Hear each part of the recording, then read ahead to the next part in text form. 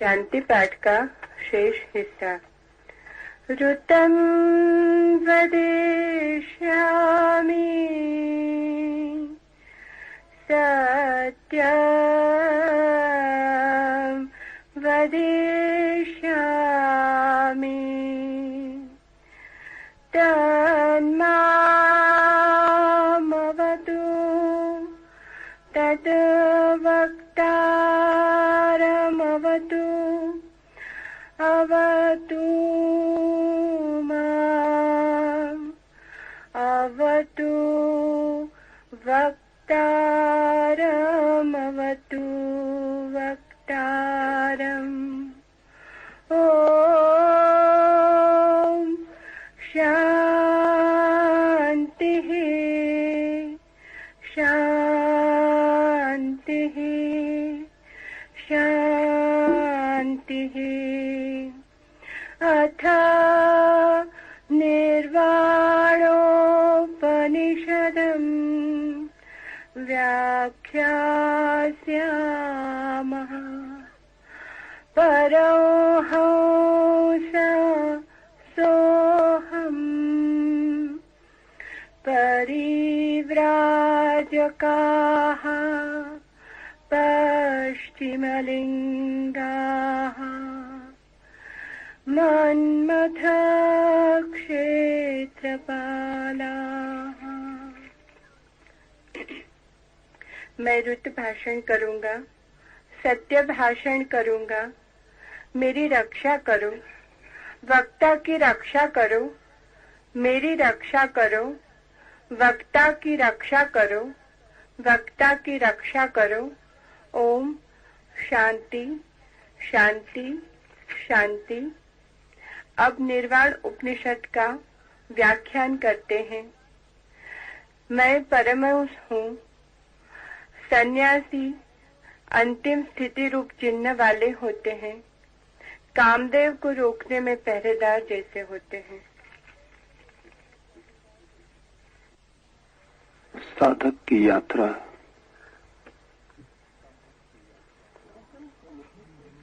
जिन दो पैरों से होती है, उन दो पैरों की सूचना शांति पाठ के इस आखिरी हिस्से में।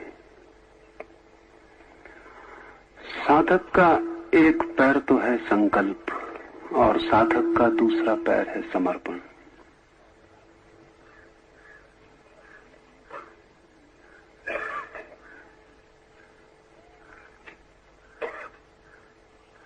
मेरे संकल्प के बिना तो कोई यात्रा प्रारंभ नहीं हो सकती। परमात्मा भी मुझे इंच भर नहीं हिला सकता। मैं जहां हूं वहीं खड़ा रहूंगा। मेरी स्वेच्छा पर, मेरी स्वतंत्रता पर परमात्मा कोई हमला नहीं करता है। इसलिए मैं नरक भी जाना चाहूं तो भी परमात्मा की तरफ से कोई बाधा नहीं पड़ेगी।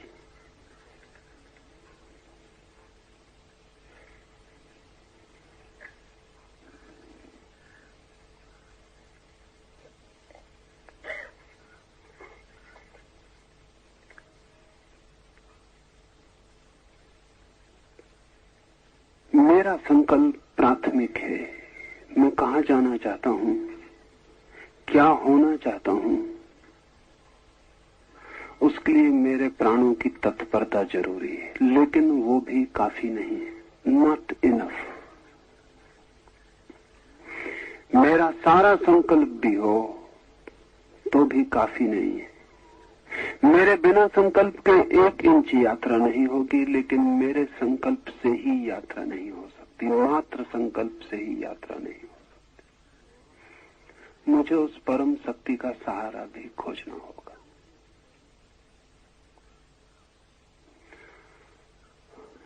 व्यक्ति की शक्ति इतनी कम है, ना के बराबर, कि अगर परम शक्ति का सहारा ना मिले तो भी यात्रा नहीं हो सकती। इसलिए इस हिस्से में ऋषि ने कहा है, मैं ऋत भाषण करूंगा, मैं सत्य भाषण करूंगा, ये संकल्प है। ऋषि कहता है मैं ऋत भाषण करूंगा। ऋत बहुत अद्भुत शब्द है। ऋत का अर्थ होता है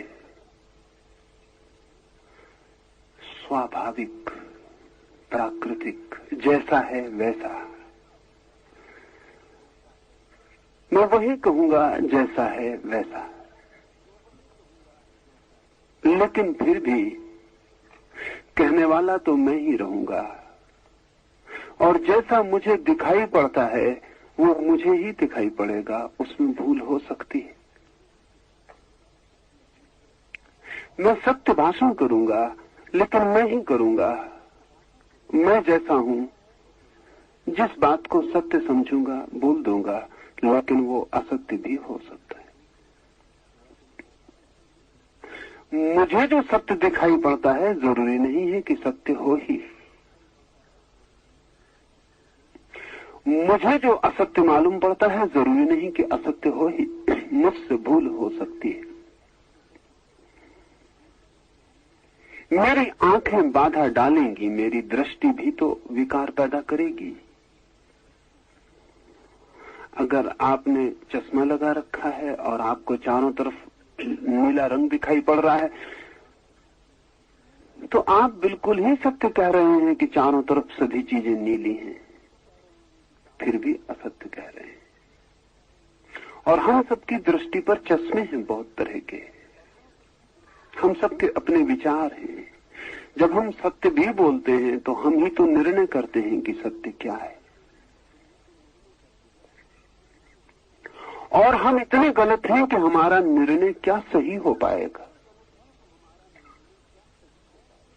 फिर भी ऋषि संकल्प करता है कि मैं ऋत भाषण ही करूंगा, जैसा है वैसा ही कहूंगा, अन्यथा नहीं कहूंगा।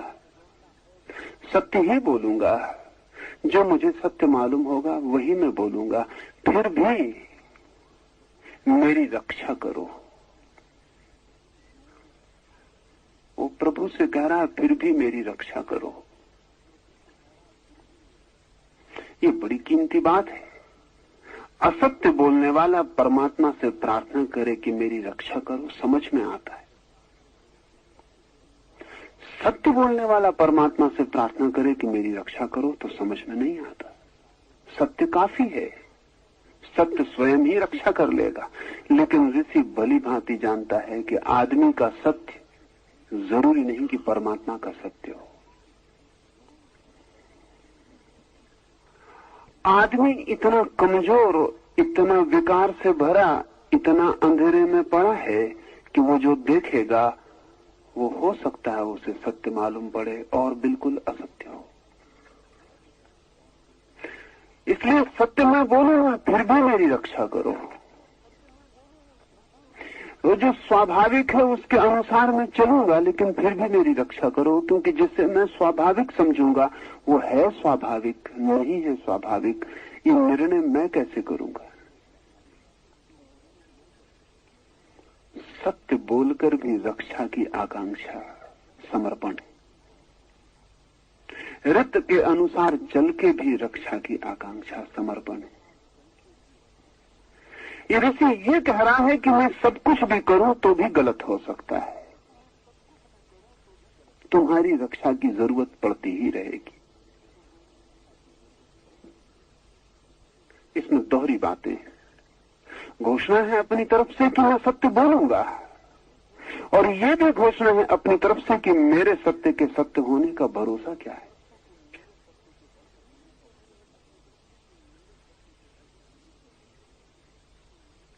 सुना है मैंने कि एक नगर में एक ईसाई पादरी और एक यहूदी पुरोहित पड़ोसी थे। कभी कभी उनकी बातचीत हो जाती थी। तो एक दिन ईसाई पादरी ने यहूदी पुरोहित को कहा कि हम दोनों ही तो ईश्वर का काम करते हैं, फिर झगड़ा कैसा, फिर विरोध कैसा। मैं भी तो सत्य का ही काम करता हूं, तुम भी सत्य का काम करते हो, फिर विवाद क्या है।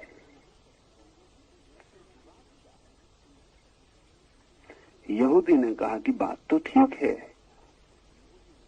हम दोनों ही सत्य का काम करते हैं, लेकिन तुम उस सत्य का काम करते हो जैसा तुम्हें दिखाई पड़ता है, और मैं उस सत्य का काम करता हूं जैसा परमात्मा को दिखाई पड़ता है। इसलिए विवाद है।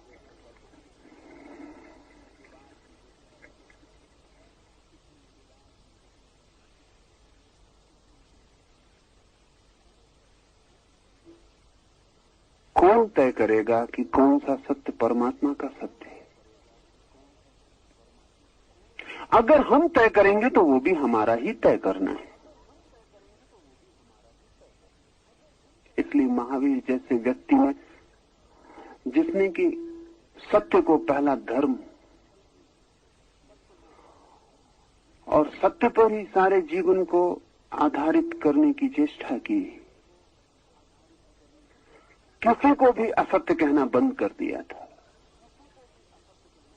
अगर कोई बिल्कुल सरासर झूठ बोल रहा हो, सरासर झूठ, जैसे कि सूरज निकला है और कोई कहता हो कि आधी रात है, तो भी महावीर कहते थे कि तुम्हारी बात में कुछ सत्य तो है। तो भी, क्योंकि महावीर कहते थे कि माना अभी आधी रात नहीं है, लेकिन यही सूरज आधी रात को थोड़ी देर में ले आएगा।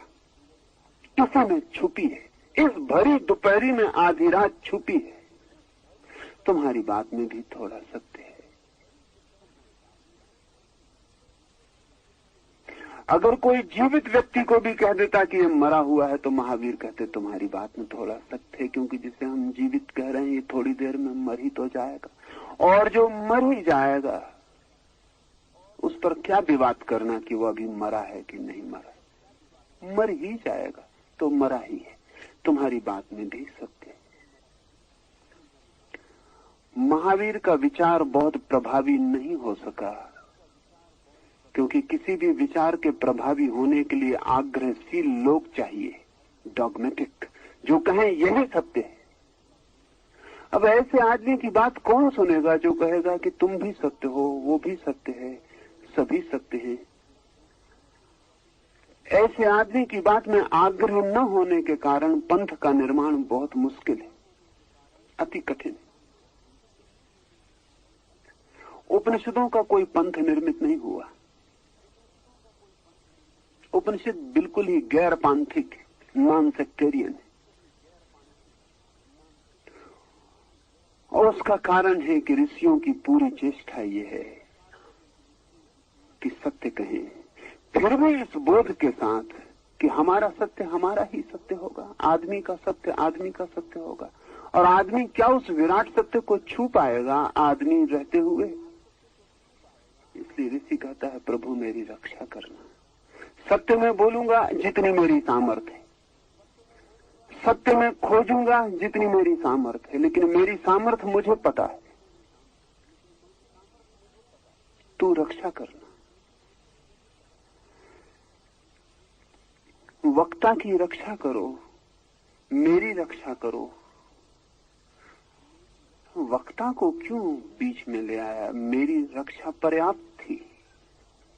मेरी रक्षा में वक्ता की रक्षा भी आ जाती थी, लेकिन विशेष रूप से ऋषि कहता है दो बार वक्ता की रक्षा करो। एक बहुत मजे की बात है, सत्य का अनुभव जब होता है किसी को, तब सत्य जितना बड़ा होता है, और जब वही व्यक्ति सत्य को बोलने जाता है तो उतना ही बड़ा नहीं रह जाता, और भी सिकुड़ जाता है। एक तो सत्य है बहुत विराट और आदमी बहुत छोटा। जब आदमी सत्य को देखता है तो वो ऐसे ही जैसे एक छोटे से पानी के डबरे में चांद का प्रतिबिंब बनता है।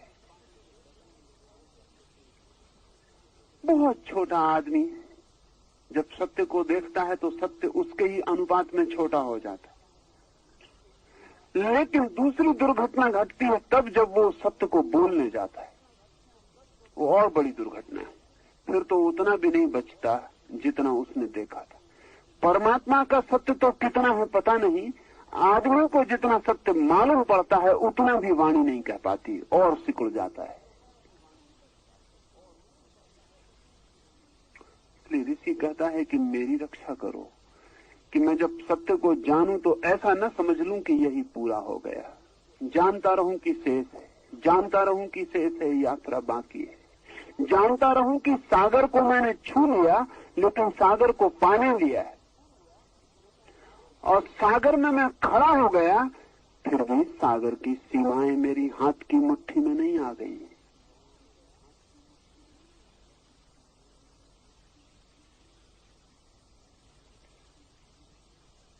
ये मैं जानता रहूं। और जब मैं कहने जाऊं, जब मैं बोलने जाऊं, तब मेरी और भी रक्षा करना, क्योंकि शब्द सत्य को जिस बुरी तरह विकृत करते हैं, कुछ और विकृत नहीं करता। उसका कारण है सब शब्द काम चलाओ है। सत्य को जब हम काम चलाओ शब्दों में प्रकट करते हैं, और कोई शब्द है भी नहीं, तो वो जो काम चलाओ दुनिया की दुर्गंध है, धूल है, वो सब सत्य के साथ जुड़ जाते। वो काम चलाओ शब्द हमारे ओंठों पे चल चल के वैसे ही घिस गए हैं जैसे सिक्के चल चल के घिस जाते। उन्हीं शब्दों में सत्य को कहना पड़ता, वो भी घिस जाता। फिर अनुभूति तो सदा ही गहन होती है, शब्द सदा छिछले होते हैं। बड़ी अनुभूतियां तो छोड़ दें, छोटी अनुभूतियां, आपके पैर में कांटा गड़ गया और पीड़ा हो रही है, लेकिन जब आप किसी को बताते हैं कि मेरे पैर में पीड़ा हो रही है, तो क्या आप पीड़ा को बता पाते? और जब आप ये कहते हैं मेरे पैर में पीड़ा हो रही, तो क्या वो आदमी समझ पाता है कि कैसी पीड़ा हो रही? हाँ, अगर उसके पैर में भी कांटा गड़ा हो तब तो बात और। अगर उसके पैर में कांटा न गड़ा हो तब कुछ भी समझ में नहीं आता। जिस आदमी ने जीवन में किसी को प्रेम ना किया हो, उसे प्रेम की बात बिल्कुल समझ में नहीं आती। जिस आदमी ने जीवन के संगीत को कभी अनुभव ना किया हो, और जिसके जीवन में कभी वो जो चारों ओर छाया हुआ काव्य है अस्तित्व का, वो प्रवेश ना कर गया हो, उसे कुछ भी समझ में नहीं आता। रामकृष्ण के जीवन में उल्लेख है कि उन्हें जो पहली समाधि मिली वो 6 वर्ष की उम्र में मिली। ऐसे ही किसी पहाड़ के निकट से गुजरते थे, खेत की मेड़ पर हरे भरे खेत फैले थे, सुबह का सूरज निकला था, पीछे काले बादलों की एक कतार आकाश में थी, और खेत की मेड़ से गुजरते ही खेत में बैठे हुए बगलों की एक भीड़ रामकृष्ण के पैर की आहट सुन के उड़ गई। एक पंक्तिबद्ध बगले उड़े, पीछे थे काले बादल, सुबह का सूरज, नीचे थी हरियाली, और सफेद बगलों की पंक्ति का खिंच जाना उन काले बादलों की पृष्ठभूमि में। रामकृष्ण वहीं आंख बंद करके समाधिस्थ हो गए। जब रामकृष्ण से बाद में लोग पूछते थे तो रामकृष्ण कहते थे कि बहुत प्रार्थना पूजा करके भी उस गहराई को पाना मुश्किल मालूम पड़ता है जो उस दिन बगलों की वो उड़ी हुई कतार दे गई थी। आप कहेंगे कि क्या बगलों की कतार से समाधि मिल सकती है? हमने भी बगुले देखे हैं, काले बादल देखे, हमने भी पहाड़ देखे हैं, लेकिन जिसे जीवन के काव्य का कोई अनुभव नहीं हुआ है, वो रामकृष्ण के इस अनुभव को न समझ पाएगा।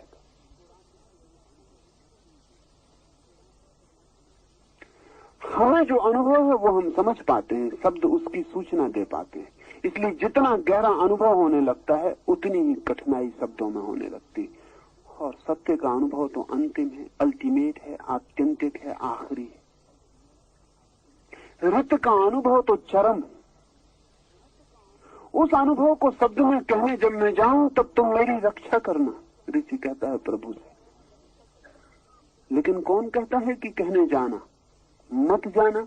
लेकिन एक कठिनाई है, जितना गहरा अनुभव हो उतनी ही तीव्रता से प्रकट होना चाहता है। उसके कारण सत्य का जब अनुभव होता है तो प्राण हृदय से प्रफुल्लित हो जाता, आनंद से प्रफुल्लित हो जाते। और आनंद का गुण है बंटने की इच्छा। आनंद बंटना चाहता है।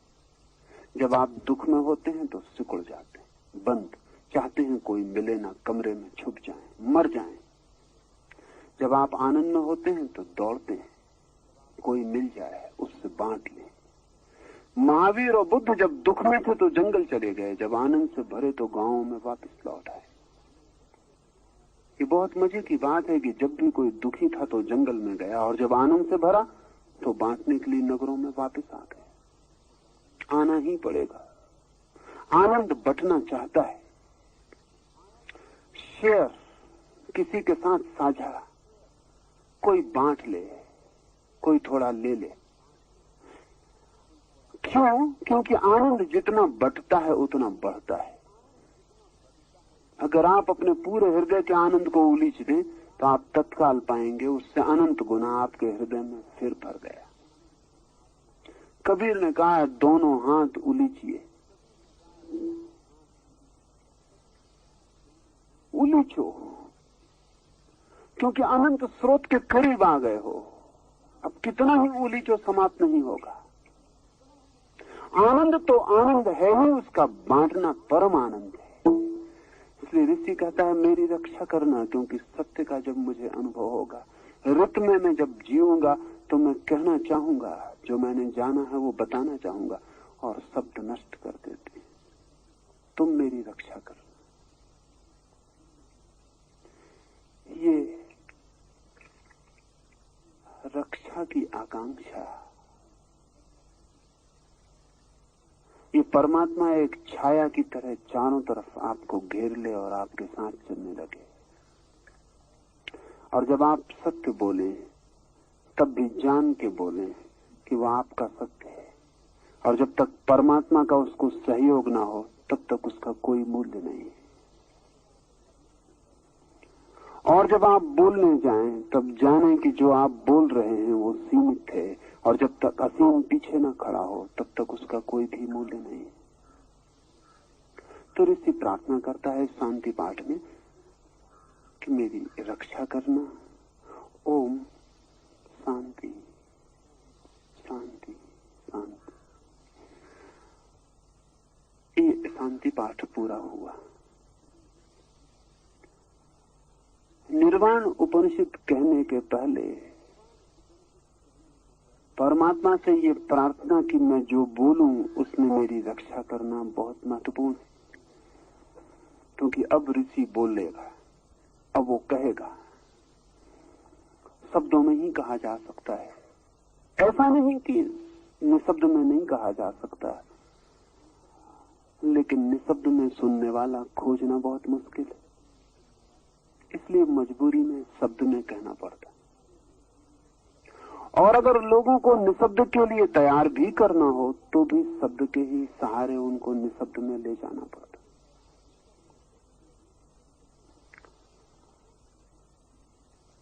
कठिन है, विपरीत मालूम होता है, लेकिन संभव है। वीणा का एक तार छेड़ दूं, वीणा के तार से ध्वनि होगी पैदा, उसे सुनते रहें सुनते रहें सुनते रहें। धीरे धीरे ध्वनि खोती जाएगी, निर्ध्वनि प्रकट होने लगेगी, सुनते रहें। ध्वनि क्षीण होने लगेगी, लेकिन जब ध्वनि क्षीण हो रही है तब जानना कि अनुपात में साथ ही निर्ध्वनि प्रखर हो रही। जब ध्वनि मिट रही है तब निर्ध्वनि जन्म रही है। जब ध्वनि खो रही है तब निर्ध्वनि का आगमन हो रहा है। फिर थोड़ी देर में ध्वनि खो जाएगी, तब क्या शेष रह जाएगा। अगर कभी ध्वनि का पीछा किया है तो आपको पता चल जाएगा कि ध्वनि निर्ध्वनि में ले जाती है, शब्द निशब्द में ले जाती है, संसार मोक्ष में ले जाता है, अशांति भी शांति में ले जाने के लिए सेतु बन जाती, बीमारी भी सीढ़ी बन जाती है स्वास्थ्य के मंदिर तक पहुंचने के लिए। विपरीत का उपयोग करना है। पर उपनिषद की घोषणा करने के पहले, क्योंकि महत घोषणा ऋषि करेगा, जीवन में जो भी गहराइयां छुई हैं और ऊंचाइयों के दर्शन किए हैं, जीवन में जो भी स्वर्ण कलश देखे हैं सत्य के, ऋषि इस आने वाले शब्दों में उनकी घोषणा करेगा। वो परमात्मा से कहता है मेरी रक्षा करना, भूल चूक हो सकती, शब्द वो कह सकते हैं जो मैं नहीं कहना चाहता था, सुनने वाले वो सुन सकते हैं जो मैंने कहा नहीं था, समझने वाले वो समझ ले सकते हैं जो प्रयोजित ही नहीं था। मेरी रक्षा करना, क्योंकि कहीं सत्य कहने जाऊं और असत्य को कहने वाला ना बन जाऊं, कहीं सत्य को प्रकट करूं और असत्य को देने वाला ना बन जाऊं। चाहूं कि लोगों को आनंद बांट दूं और कहीं ऐसा ना हो कि उनकी झोलियों में दुख पहुंच जाए। मेरी रक्षा करना। अब पहला सूत्र निर्वाण उपनिषद का। अब निर्वाण उपनिषद का व्याख्यान करते हैं।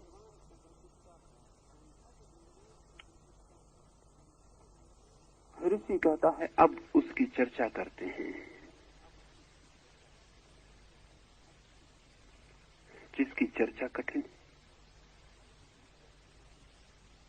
अब उसकी व्याख्या में लगते हैं जो अव्याख्य है, जो नहीं कहा जा सकता उसे अब कहने चलते हैं, जो सिर्फ जाना ही जा सकता है और जिया ही जा सकता है उसे भी अब शब्द देते हैं। बुद्ध के पास कोई जाता था तो बुद्ध बहुत से प्रश्नों के उत्तर में कह देते थे अव्याख्य और चुप हो जाते थे। वो कह देते थे नहीं, इसकी व्याख्या नहीं होगी।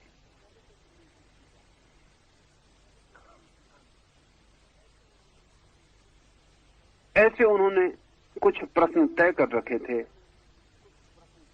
जिन्हें पूछते ही वो इतना ही कह देते थे अव्याख्य, इसकी व्याख्या नहीं होगी।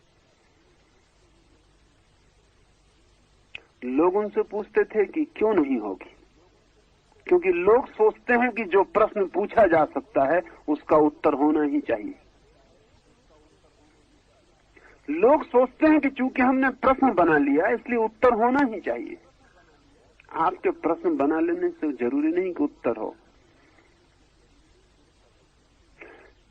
सच तो यह है कि जिस प्रश्न का उत्तर न हो, जानना कि उस प्रश्न के बनाने में कहीं कोई बुनियादी भूल हुई।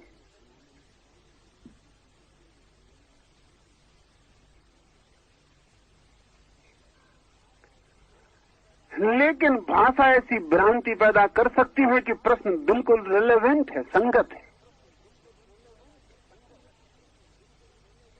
अब कोई आदमी पूछ सकता है कि सूरज की किरण का स्वाद कैसा है। प्रश्न में क्या गलती है? प्रश्न बिल्कुल ठीक है।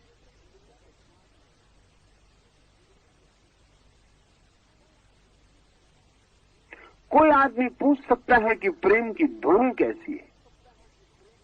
प्रश्न बिल्कुल ठीक मालूम पड़ता है, लेकिन प्रेम में कोई ध्वनि नहीं होती, असंगत है।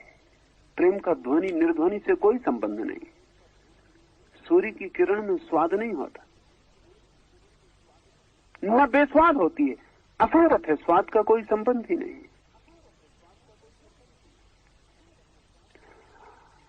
मेटाफिजिक्स, दर्शन शास्त्र बहुत से फिजूल प्रश्न पूछता है, इसलिए तो दर्शन शास्त्र किसी प्रश्न का हल नहीं निकाल पाता। मगर प्रश्न भाषा में मालूम पड़ता है, बिल्कुल ठीक। एक आदमी पूछ लेता है इस जगत को किसने बनाया, बिल्कुल ठीक। सवाल बिल्कुल ठीक मालूम पड़ता है, सवाल में क्या गलती, लेकिन एकदम गलत है। गलत क्यों है? गलत इसलिए है कि बनाने का सवाल उठाना ही एक ऐसा सवाल उठाना है जिसको कोई भी जवाब हल न कर पाएगा। क्योंकि अगर हम कहें परमात्मा ने बनाया तो सवाल परमात्मा के पीछे खड़ा हो जाएगा कि परमात्मा को किसने बनाया। अगर हम और कोई नंबर 2 का परमात्मा खोजें तो सवाल उसके पीछे खड़ा हो जाएगा, इस नंबर 2 के परमात्मा को किसने बनाया। यह सवाल किसी भी जवाब के पीछे खड़ा हो जाएगा। ऐसा कोई जवाब नहीं हो सकता जिसके लिए यह सवाल न खड़ा किया जा सके, फिर जवाब का कोई मतलब नहीं रह जाता। इसलिए अगर बुद्ध से आप पूछेंगे जगत को किसने बनाया तो वो कहेंगे अव्याख्य, इसकी व्याख्या नहीं होती। इसलिए नहीं कि बुद्ध को व्याख्या का पता नहीं है, बल्कि इसलिए कि आप एक गलत सवाल पूछ रहे हैं, और गलत सवाल का जवाब जब भी दिया जाएगा वो सवाल का जवाब उतना ही गलत होगा जितना सवाल था। और हम बहुत गलत सवाल पूछते हैं, और हमारे बीच पूछने वालों से भी ज्यादा गलत जवाब देने वाले लोग मौजूद हैं। वो तैयार ही हैं कि आप पूछो और वो दें। और जमीन गलत जवाबों से बहुत परेशान है, बहुत पीड़ित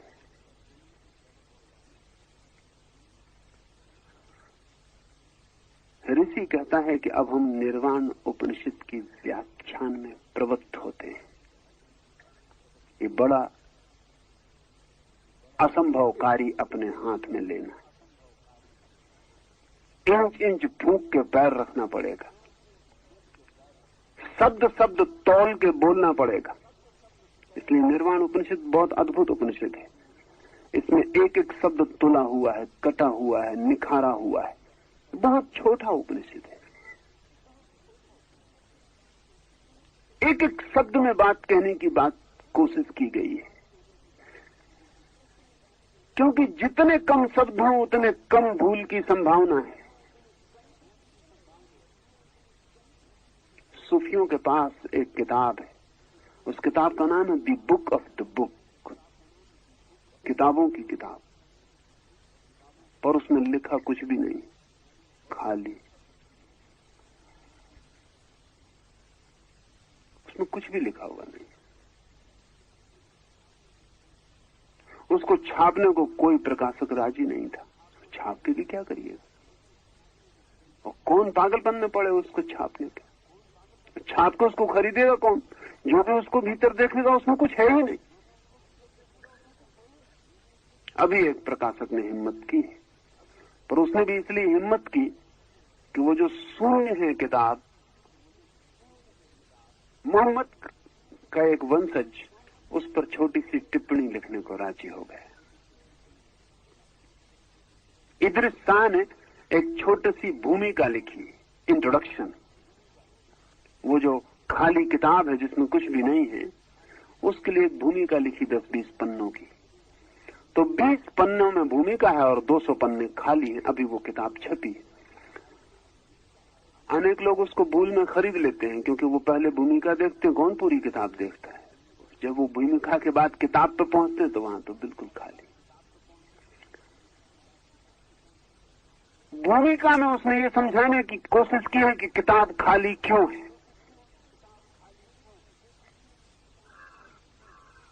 लेकिन मैं मानता हूं कि इदरिस शाह ने अन्याय किया। 500-700 साल से हिम्मतवर लोग उसे खाली रखे थे, उसको थोड़ा भरा।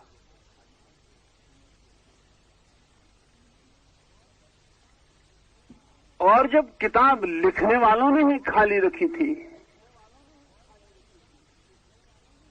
तो उसके लिए किसी भूमिका की जरूरत नहीं, वो खाली ही होनी चाहिए।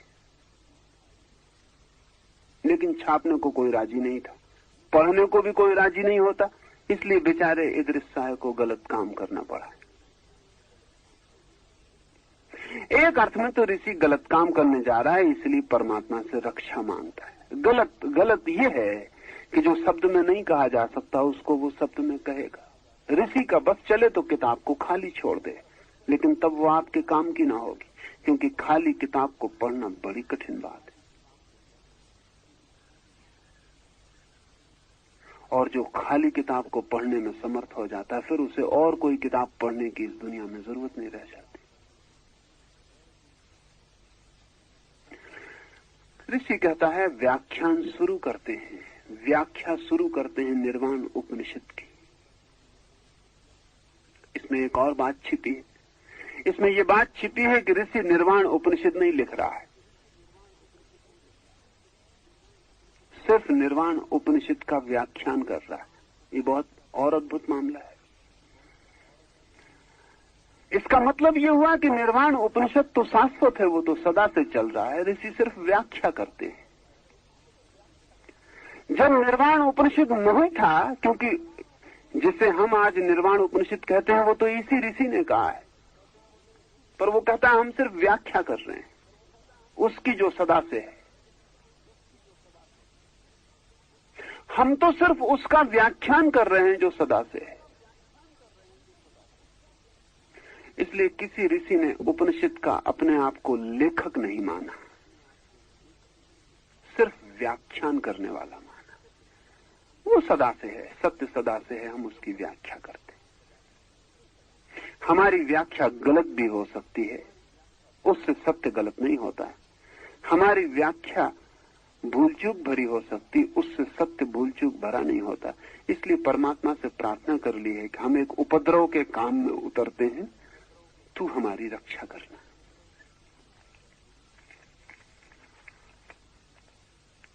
इतना विनम्र जो व्यक्ति है, इतनी ह्यूमिलिटी है जहां वो एक पहले ही सूत्र में जो घोषणा करता है वो बहुत अद्भुत है। वो कहता है मैं परमहंस हूं, परमहंसा सोहम। जो इतना विनम्र है कि सत्य बोलने में भी कहता है परमात्मा मेरी रक्षा करना। जो इतना विनम्र है कि इस उपनिषद को रचता है और कहता है कि हम सिर्फ व्याख्यान कर रहे हैं उस उपनिषद पर जो सदा से है, वो पहली ही घोषणा में कहता है मैं परमहंस हूं। बड़ा विपरीत मालूम पड़ेगा, लेकिन ध्यान रहे जो इतने विनम्र हैं वे ही इतनी स्पष्ट घोषणा कर सकते हैं। विनम्रता ही कह सकती है अपनी गहराइयों में कि मैं परमात्मा हूं, नहीं तो नहीं। अहंकार कभी हिम्मत नहीं जुटा सकता कहने की कि मैं परमात्मा हूं। ये बहुत मजे की बात है। अहंकार कभी हिम्मत नहीं जुटा सकता कहने की कि मैं परमात्मा हूं। अहंकार बहुत निर्बल है, बहुत कमजोर है, ये उसका साहस नहीं है। वो छोटे मोटे दावे कर सकता है कि मैं चीफ मिनिस्टर हूं, कि प्राइम मिनिस्टर हूं, कि राष्ट्रपति हूं, ये दावे कर सकता है, लेकिन अहंकार ये दावा कभी नहीं कर सकता है कि मैं परमात्मा हूं। नहीं करने का कारण है क्योंकि राष्ट्रपति कोई हो जाए तो अहंकार बड़ा होता है, परमात्मा को जाए तो अहंकार शून्य हो जाता है। मैं परमात्मा हूं ये कहने का अर्थ है कि मैं नहीं हूं। मैं परमात्मा हूं ये कहने का अर्थ है मैं की हत्या हो गई। इस पृथ्वी पर सर्वाधिक अहंकारपूर्ण दिखने वाली घोषणाएं, दिखने वाली जस्ट इन अपीयरेंस, उन लोगों ने की हैं जो बिल्कुल विनम्र थे, जिनके जीवन में अस्मिता थी ही नहीं। कृष्ण कह सकते हैं अर्जुन से सर्वधर्मान परित्यज मामेकम शरणं व्रज, सब छोड़ मेरे चरणों में आ। ये कोई अहंकारी नहीं कह सकता। अहंकारी कोशिश यही करता है कि सब छोड़ और मेरे चरणों में आ, लेकिन ये कह नहीं सकता। अहंकार होशियार है, वो जानता है कि अगर अपने अहंकार को प्रगाढ़ करना हो तो छिपाओ, बचाओ। अगर अपने अहंकार को बड़ा करना हो तो दूसरे के अहंकार को चोट मत पहुंचाओ, परसुएट करो, दूसरे के अहंकार को राजी करो। कृष्ण जैसा निरअहंकारी ही कह सकता है सब छोड़ के मेरे चरणों में आ जा। ये उपनिषद का ऋषि कहता है मैं परमहंस हूं। ये पहली घोषणा निर्वाण उपनिषद की। क्या अर्थ है परमहंस होने का? ये पारिभाषिक शब्द है। हंस के साथ एक मैथोलॉजी, एक मिथ, एक पुराण कथा चलती है कि वो दूध और पानी को अलग अलग करने में समर्थ है या नहीं, इससे कोई प्रयोजन नहीं है। ये शाब्दिक, ये शब्द हंस अर्थ रखता है कि जो दूध और पानी को अलग करने में समर्थ है। और परमहंस उसे कहते रहे हैं जो सार और असार को अलग करने में समर्थ है।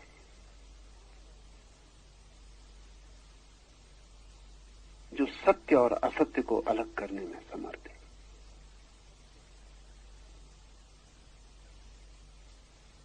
तो ऋषि कहता है मैं परमहंस हूं, मैं वही हूं जो सार और असार को अलग करने में समर्थ है।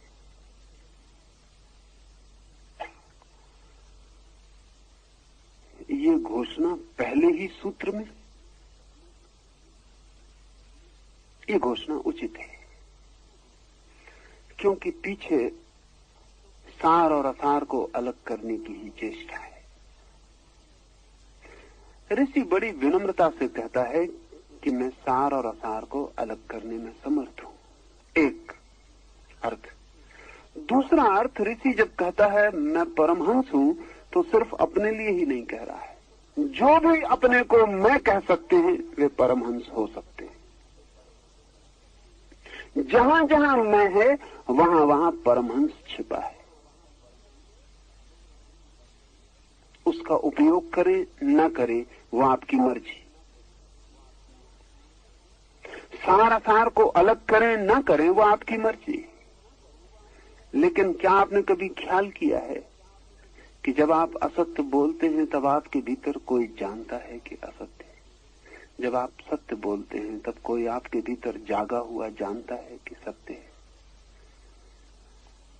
कभी आपने ख्याल किया है कि भीतर किसी बिंदु पर आप चीजों के बीच फासले को सदा जानते हैं, बात और कि अपने को धोखा दे लेते हैं, बात और कि अपने को समझा लेते हैं, बात और की आदत बना लेते हैं भ्रांति की।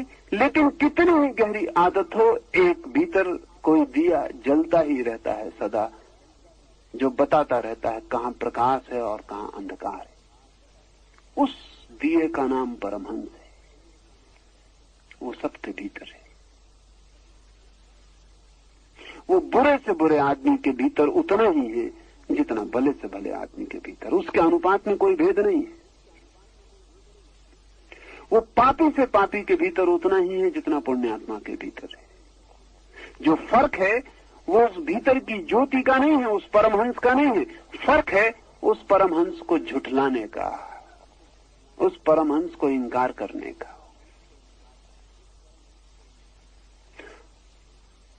हम चाहें तो अपने को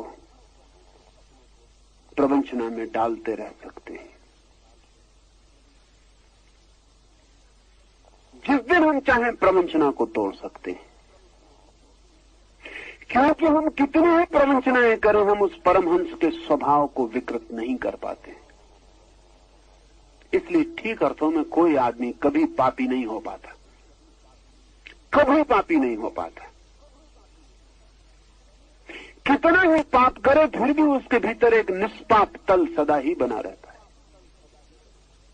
और इसलिए अक्सर ये घटना घटती है कि बड़े पापी क्षण में निष्पाप में प्रवेश कर जाते हैं, क्योंकि जिन्हें पाप का बहुत अनुभव होता है उसके साथ ही उन्हें भीतर के निष्पाप बिंदु का भी अनुभव होता है। कंट्रास्ट, जैसे कि सफेद दीवार पर काली रेखा कोई खींच दे या काले दीवार पर कोई सफेद रेखा खींच दे। पापी को अपने भीतर के निष्पाप बिंदु का बड़ा गहरा अनुभव होता है, साफ दिखाई पड़ता है। और इसलिए जिनको हम मीडियाकर कहें, जो न पापी होते न पुण्यात्मा होते, जो बड़े समन्वयी होते, जो थोड़ा पाप कर लेते हैं थोड़ा पुण्य करके बैलेंस करते रहते हैं, ऐसे लोगों की जिंदगी में क्रांति मुश्किल से घटित होती, क्योंकि कंट्रास्ट नहीं होता। न पाप होता है न निष्पाप का बोध होता है। दोनों फीके हो जाते, दोनों फीके हो जाते। इसलिए अगर कभी गहरे पापी की आंखों में झांकें तो उसमें बच्चे की आंखें दिखाई पड़ जाएंगी। लेकिन एक साधारण आदमी के, जो पाप करना भी चाहता है, समझा भी लेता है, नहीं भी करता है, पाप भी कर लेता है, संभालने के लिए पुण्य भी कर लेता है, हिसाब किताब बराबर रखता है, ऐसे आदमी के आंखों में सदा कनिंगनेस, चालाकी दिखाई पड़ेगी, बच्चे की सरलता दिखाई नहीं पड़ेगी।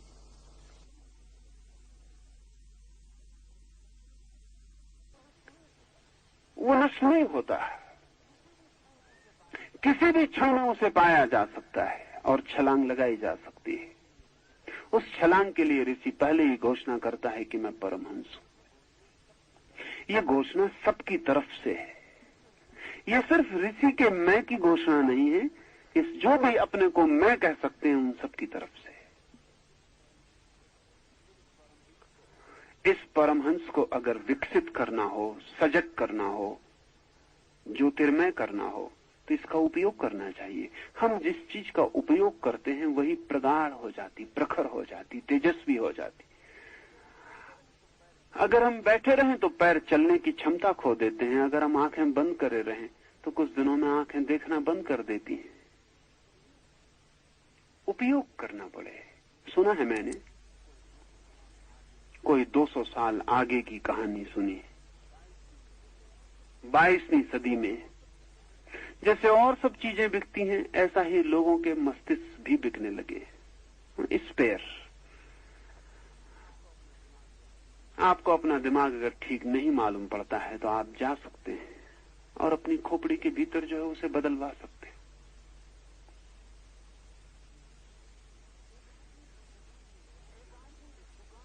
एक आदमी एक दुकान में गया है जहां मस्तिष्क बिकते हैं, अनेक तरह के मस्तिष्क। दुकानदार ने उसे मस्तिष्क दिखाया। उसने कहा कि ये वैज्ञानिक का मस्तिष्क है, 5000 रुपए इसके दाम होंगे।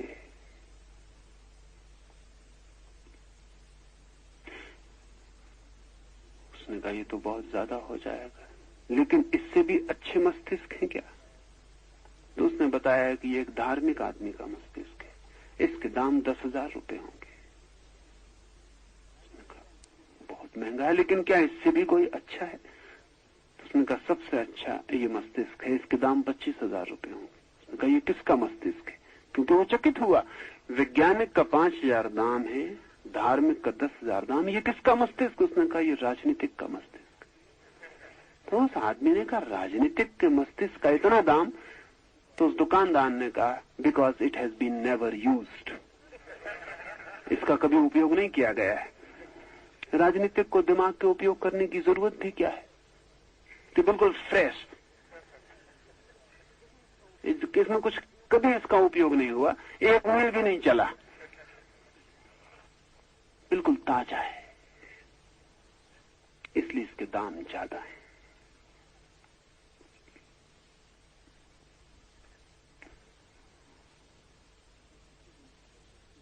किसी दिन अगर मस्तिष्क बिके तो राजनीतिकों के मस्तिष्कों के दाम ज्यादा होंगे। जिस चीज का उपयोग न किया जाए बंद पड़ जाती। अगर एक घड़ी की गारंटी 10 साल चलने की हो, आप चलाएं ही ना तो 100 साल चल सकती मतलब चलाएं ही ना।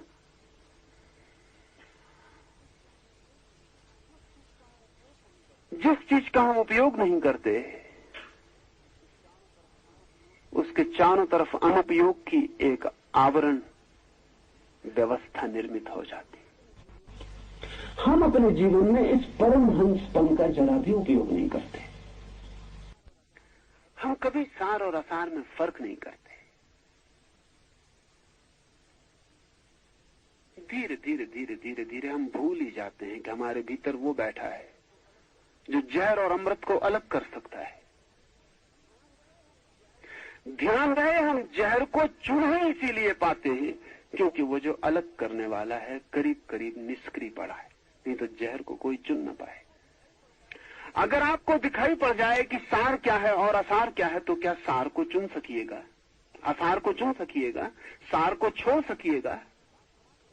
दिख गया तो बात समाप्त हो गई। इसलिए सुकरात कहता था ज्ञान ही क्रांति है, ज्ञान ही आचरण है। अगर दिखने लगा कि ये पत्थर है, हीरा नहीं, तो उसको कैसे ढोइएगा? अगर समझ में आ गया कि ये नकली सिक्का है, असली नहीं, तो इसको तिजोरी में संभाल के कैसे रखिएगा? तिजोरी में तभी तक संभाल के रख सकते हैं जब तक वो असली मालूम पड़ता रहे। जिंदगी की सारी बुराई, जिंदगी की सारी भूल हमारे भीतर के वो जो परमहंस का सोया होना है वही है। एक बार उसका आविर्भाव हो जाए तो गलत को छोड़ना नहीं पड़ता, गलत को जान लेना कि वो गलत है, गलत का छूट जाना हो जाता है। सही को पकड़ना नहीं पड़ता, सही का सही दिखाई पड़ जाना सही का पकड़ना हो जाता है। गलत को कोई पकड़ ही नहीं सकता, वो असंभव है। अगर गलत को भी पकड़ना हो तो उसने सही की भ्रांति पैदा करनी पड़ती है।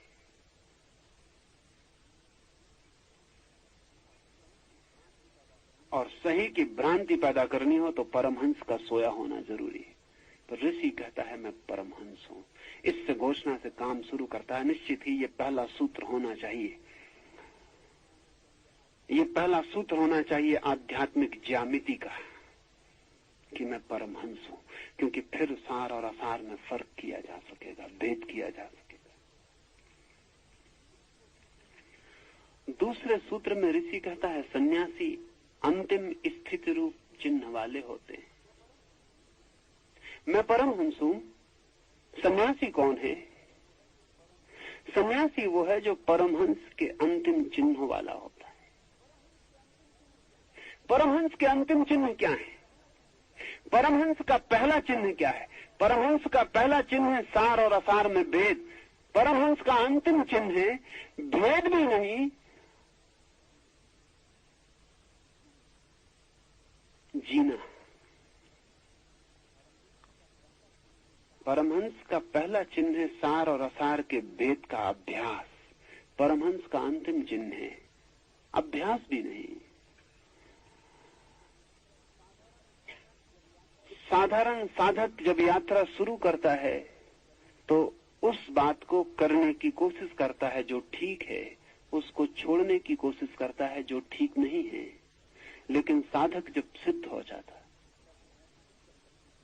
तब हम ऐसा नहीं कह सकते कि सिद्ध जो गलत है उसको नहीं करता और जो सही है उसको करता है।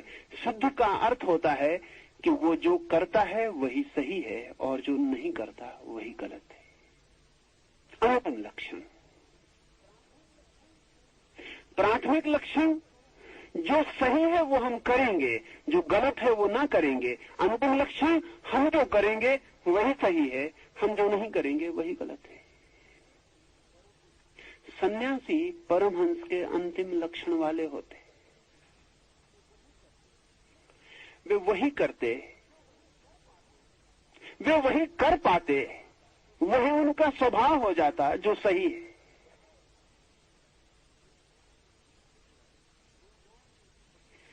रिंझाई एक फकीर हुआ जापान में। अपने गुरु से उसने पूछा कि सही क्या है गलत क्या है, तो उसके गुरु ने कहा मैं जो करता हूं उसका ठीक से निरीक्षण कर। जो मैं करता हूं वो सही है, जो मैं नहीं करता वो गलत है।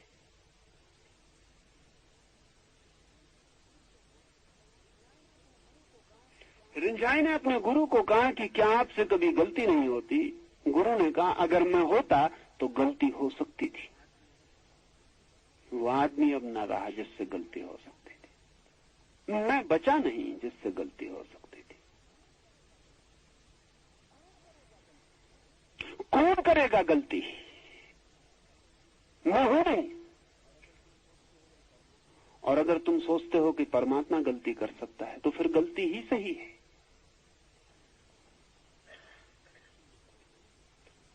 हिम्मतवर लोग। इतना विनम्र आदमी था ये रिंझाई का गुरु।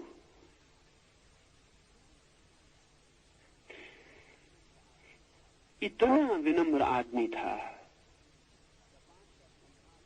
कि जापान का सम्राट उत्सुक था किसी को गुरु बनाने के लिए, तो उसने न मालूम कितने साधु सन्यासियों को बुलाया, लेकिन कोई उसे जचा नहीं।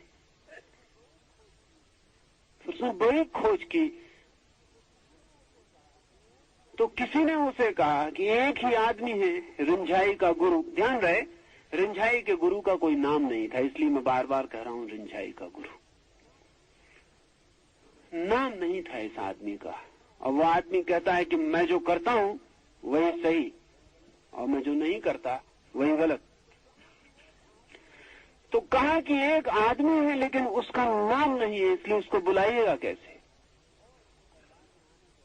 और वो दरबार में आने को राजी होगा, कुछ कहा नहीं जा सकता। कभी तो वो झोपड़े में जाने को भी राजी हो जाता है, कभी वो राजमहल में भी जाने को राजी नहीं होता। वो हवा पानी की तरह है, उसका कोई भरोसा नहीं कि वो किस तरफ बहने लगे। आपको ही जाना पड़ेगा।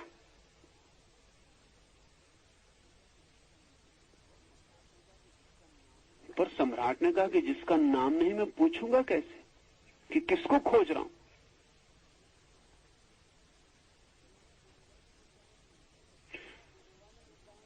तो सलाह देने वाले ने कहा कि है कठिनाई, लेकिन आप यही पूछते हुए खोजना कि मैं उसको खोज रहा हूं जिसको खोजना बहुत मुश्किल है, शायद कोई बता दे, शायद कहीं वो मिल जाए। सम्राट गया। गांव के बाहर पत्थर पर एक चट्टान पर बैठा हुआ एक फकीर था। सम्राट ने उससे पूछा कि मैं उसको खोज रहा हूं जिसको खोजा नहीं जा सकता, कुछ पता बता सकते हो? उसने कहा बहुत लंबी यात्रा है, वर्षों लग जाएंगे। मिल तो जाएगा वो आदमी, लेकिन वर्षों लग जाएंगे। खोजो। कब मिलेगा? तो फकीर ने कहा कि जब खोजने वाला भी मिट जाएगा। सम्राट ने कहा कि पागलों के चक्कर में पड़ गया। उसे खोजना है जो खोजा नहीं जा सकता, और तब खोज पाएंगे जब खुद ही मिट जाएंगे। लेकिन उस फकीर की आंखों ने मोह लिया और सम्राट उसकी बात मान के खोज पे निकल गया। कहते हैं 30 साल उसने खोज की, पूरे जापान का कोना कोना खोज डाला, जहां फकीर, जहां सन्यासी, जहां साधु, भिकमंगों में, जहां जहां उसे। और 30 साल बाद अपने गांव वापस लौटा और उसी चट्टान पर वही फकीर बैठा था। सम्राट ने उसे देखा और पहचान लिया कि वो वही आदमी जिसकी मैं खोज कर रहा हूं। उसने उसके पैर पकड़े और कहा कि तुम आदमी कैसे हो? अगर तुम ही थे वो जो पहले दिन मुझे मिले थे, तो 30 साल मुझे भटकाया क्यों? तो उस आदमी ने कहा लेकिन तब मुझे तुम पहचान न सकते थे क्योंकि तुम थे। परमात्मा के पास से भी आदमी को बहुत बार निकल जाना पड़ता है, क्योंकि सवाल तो पहचानने का है। ये 30 साल भटकना जरूरी था ताकि तुम वहां पहुंच सको जो बिल्कुल निकट था, तुम्हारे गांव के बाहर ही था।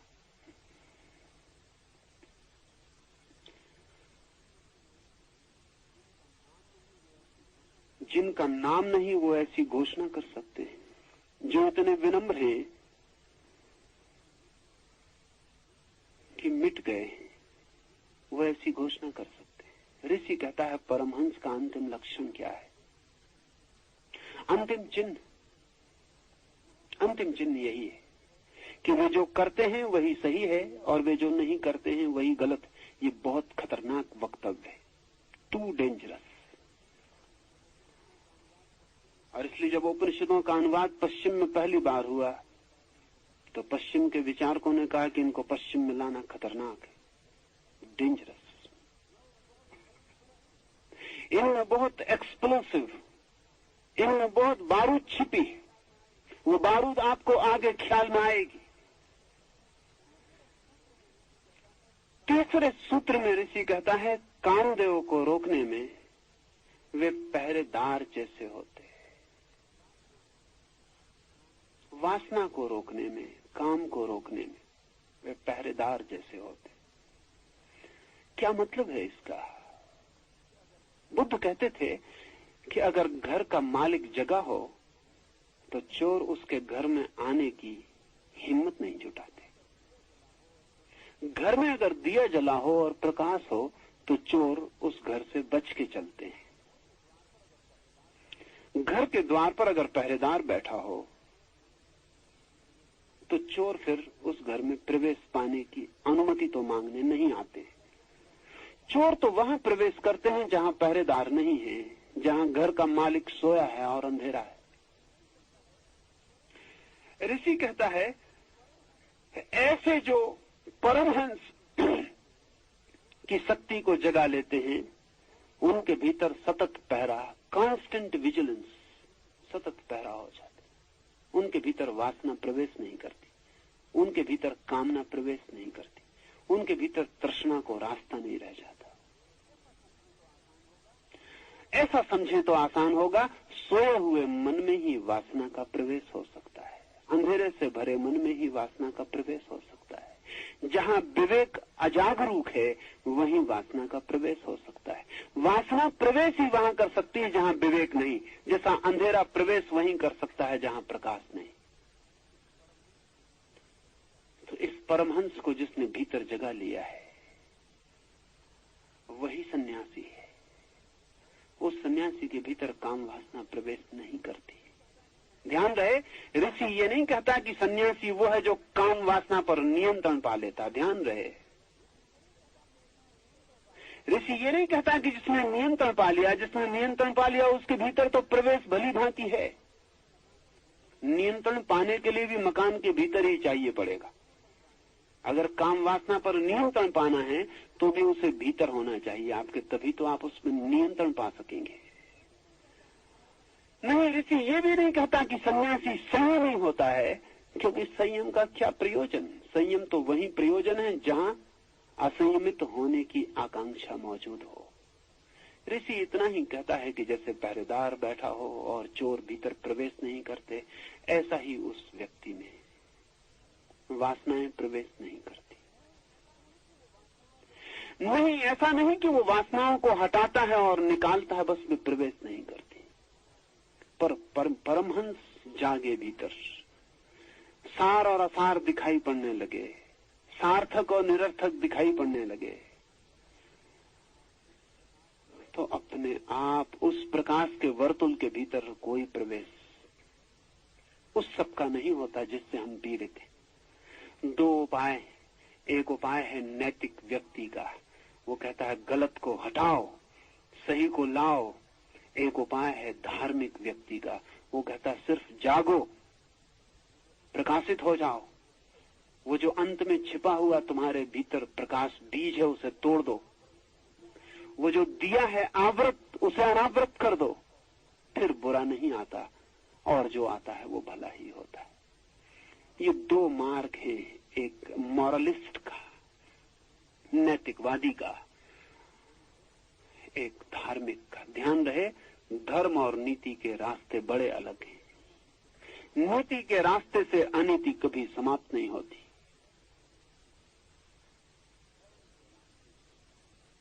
धर्म के रास्ते से अनीति का कोई पता ही नहीं चलता। लेकिन नैतिक आदमी धर्म से भी डरता है, क्योंकि उसे डर लगता है कि अगर अनीति पर कोई नियंत्रण न रहे तो फिर क्या होगा। उसे पता ही नहीं है कि चेतना की ऐसी दशा भी है जहां नियंत्रण की कोई जरूरत ही नहीं होती। चेतना की इतनी प्रबुद्ध स्थिति भी है जहां विकार सामने आने की हिम्मत ही नहीं करते।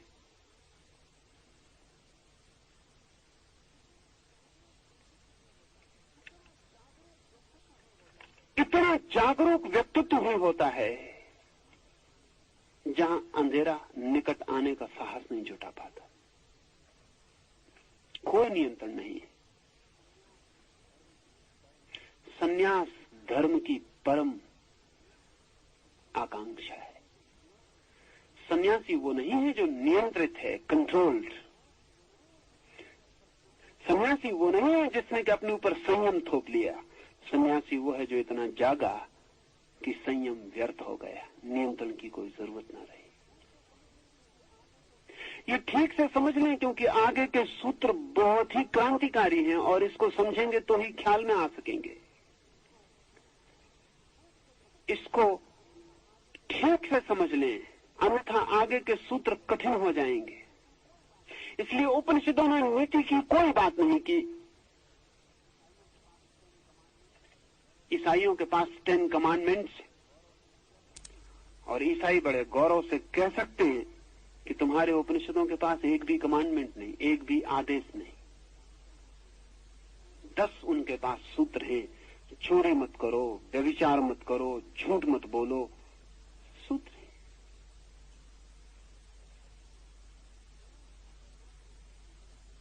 एक मजाक मैंने सुना है कि परमात्मा उतरा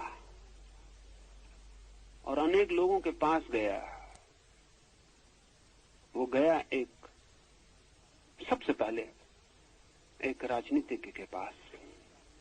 सोचा कि ये मान जाए तो बहुत लोग मान जाएं। परमात्मा ने उससे कहा कि मैं तुम्हें एक आदेश देने आया हूं, क्या तुम लेना चाहोगे?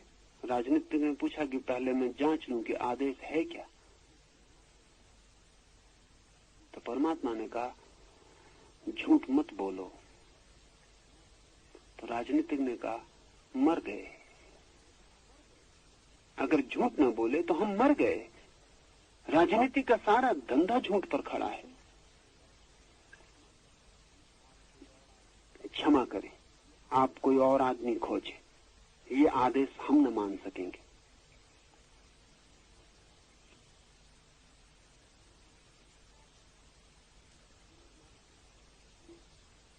परमात्मा पुरोहित के पास गया,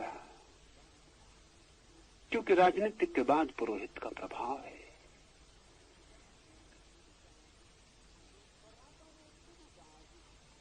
परमात्मा ने उससे भी कहा कि आदेश में तुम्हें कुछ देने आया हूं। उसने कहा कौन सा आदेश? परमात्मा ने कहा पहला आदेश झूठ मत बोलो। पुरोहित ने कहा कि अगर हम झूठ ना बोले तो ये सारे मंदिर मस्जिद, ये गुर्जे गुरुद्वारे, ये सब गिर जाएं। हमें खुद ही पता नहीं है कि तुम हो, फिर भी हम कहते रहते हैं कि तुम हो। हमें खुद ही पता नहीं है कि कोई मोक्ष है, फिर भी हम समझाते रहते हैं कि मोक्ष है और लोगों जाओ। हमें खुद ही पता नहीं कि पाप का कोई दुष्फल मिलता है, लेकिन हम लोगों को समझाते रहते हैं कि पाप का दुष्फल मिलता है और पीछे के दरवाजे से हम पाप किए चले जाते हैं। नहीं, ये ना हो सकेगा। ये तो हमारा पुरोहित का सारा धंधा ही गिर जाएगा। तो पुरोहित का धंधा ही झूठ पर खड़ा है। और जो पुरोहित जितनी हिम्मत से झूठ बोल सकता है उतना धंधा ठीक चलता है। हमारे धंधे में पुरोहित ने कहा कि झूठ और सच में एक ही फर्क है, हिम्मत से बोलने का। क्षमा करें, हम आपकी पूजा प्रार्थना करते रह सकते, लेकिन ये काम अगर हमने किया तो बड़ी गड़बड़ हो जाएगी। ऐसा ईश्वर बहुत लोगों के पास भटका। वो व्यापारी के पास गया, वो वकील के पास गया, उसने बहुत धंधों के लोगों से सलाह ली, कोई राजी ना हुआ। कहते हैं फिर उसने मोजेस के पास गया, यहूदियों का जो प्रोफेट है मोजेस, मूसा के पास गया। यहूदियों के संबंध में आपको एक बात ख्याल दे दूं तो समझ में आ जाएगा। यहूदी खरीदने बेचने की भाषा में सोचते हैं, व्यापारी हैं, पक्के व्यापारी।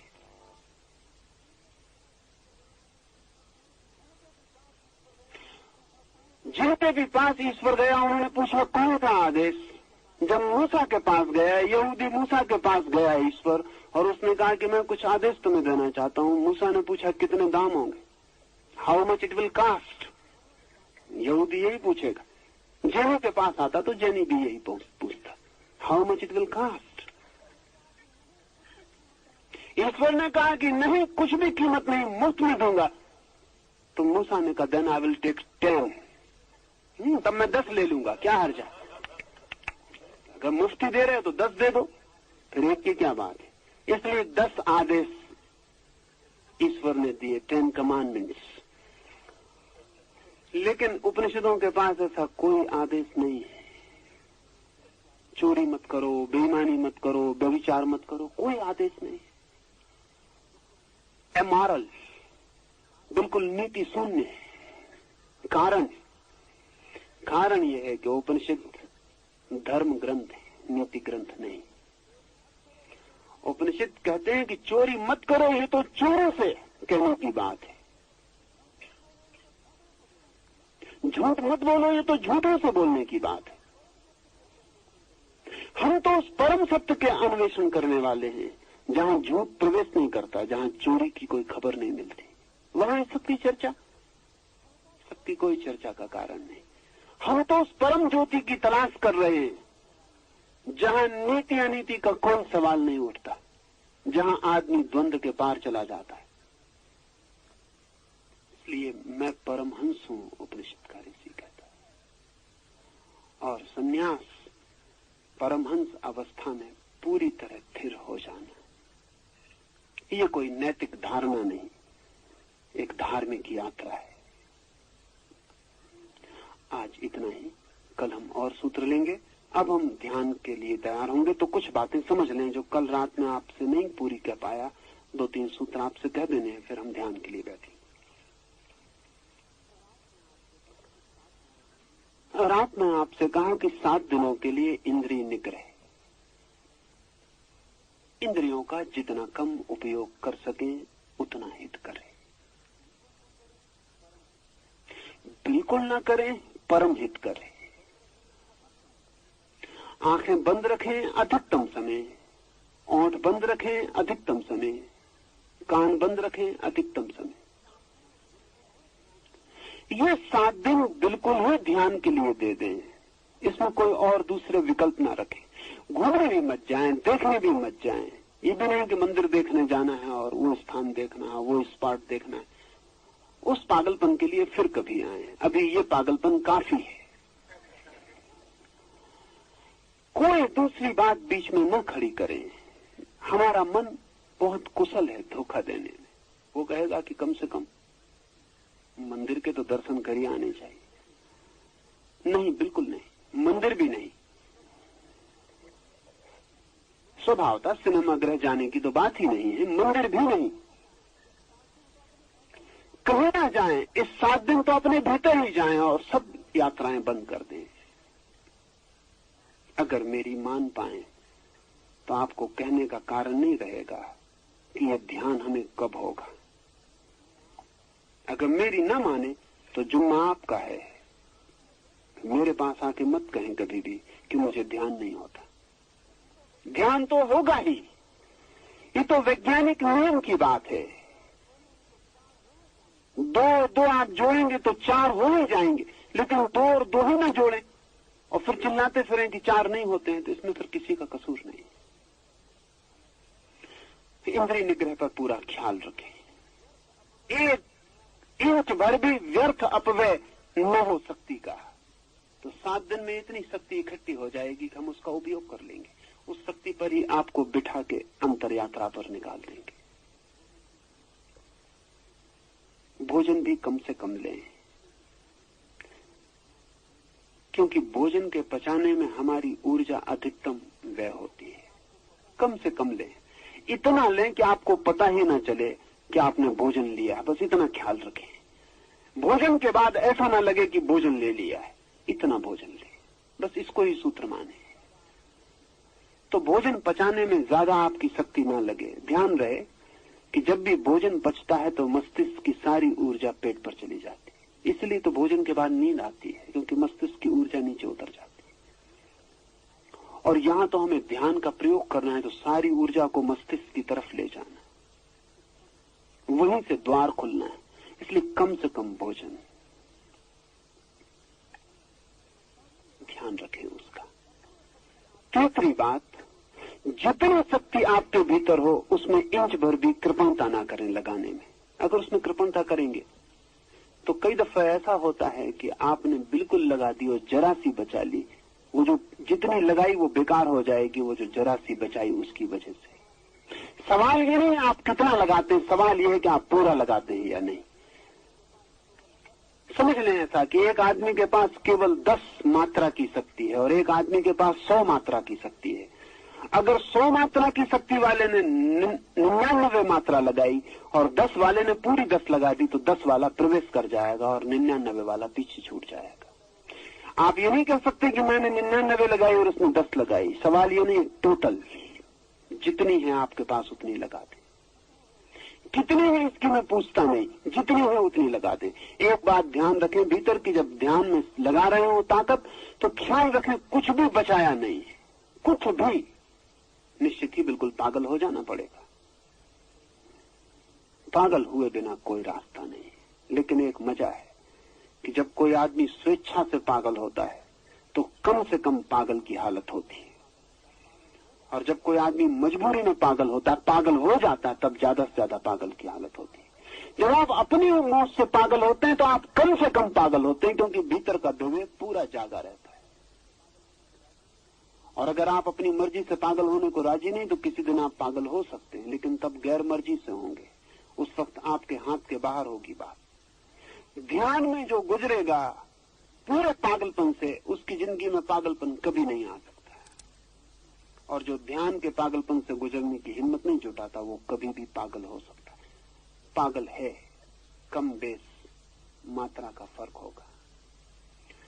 तो तीसरी बात, पूरी शक्ति लगा देनी है। यहां सुबह जो ध्यान होगा उसके 3 चरण हैं प्रयोग के, और चौथा चरण विश्राम का 4 चरण है।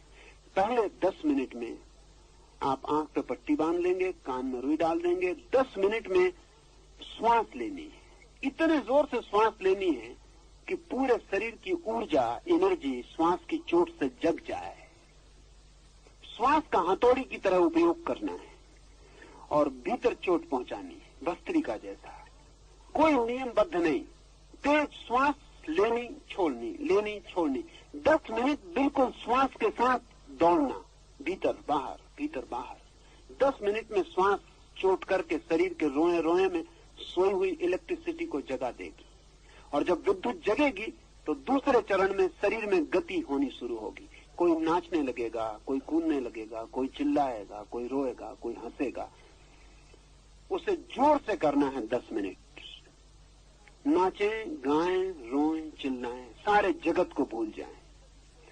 अगर आपने 10 मिनट पूरे गति से नाचना, चिल्लाना, रोना, हंसना, कूदना किया तो आप 10 मिनट में पाएंगे कि शरीर अलग और आप अलग हैं। वो जो भीतर परमहंस बैठा है वो देखने लगेगा कि शरीर नाच रहा, हंस रहा, कूद रहा, आप अलग हो जाएंगे। तीसरे चरण में, पिछले प्रयोग में हम यहां मैं कौन हूं का प्रयोग कर रहे थे, इस बार सिर्फ हूं का प्रयोग कर रहे हैं। हूं की चोट, हुंकार, हूं हूं हूं तेज चोट करनी, क्योंकि मैं कौन हूं में मस्तिष्क थोड़ा सोचने लगता है, इसलिए उसे छोड़ दे। हूं में सोचने का कोई उपाय नहीं, यह कोई शब्द नहीं है, सिर्फ आवाज है जैसे ओम, ऐसा हूं। और इस हूं की चोट आपकी नाभि के नीचे तक जाएगी। ठीक चोट करेंगे तो ठीक नाभि के नीचे तक हूं की चोट प्रवेश कर जाएगी और वहां से धारा शक्ति की उठेगी और मस्तिष्क की तरफ दौड़ने लगेगी। तीसरे चरण में 10 मिनट तक हूं। 3 चरणों में आपको बिल्कुल पागल हो जाना है। चौथे चरण में जैसे ही मैं कहूं कि शांत हो जाएं, फिर एकदम शांत हो जाना है। फिर एक क्षण भी नहीं रुकना।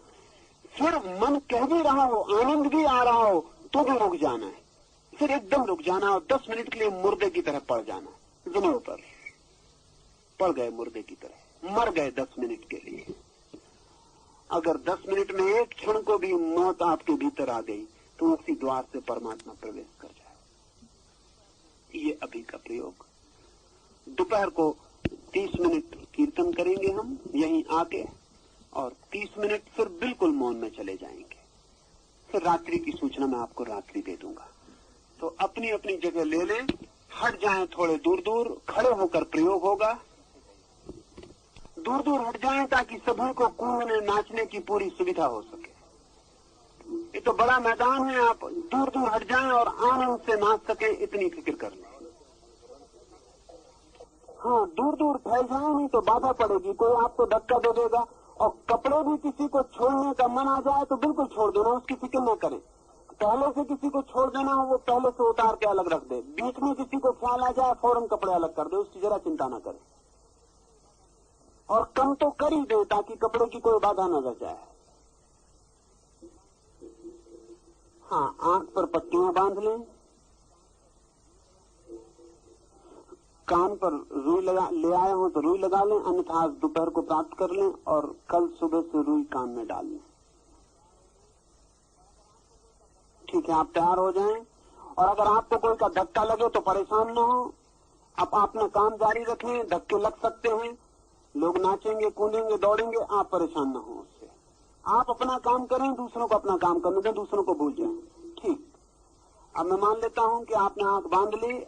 अगर जो पट्टियां नहीं है जिनके पास, वो भी आंख बंद रखें। आंख बिल्कुल नहीं खोलनी है 40 मिनट तक।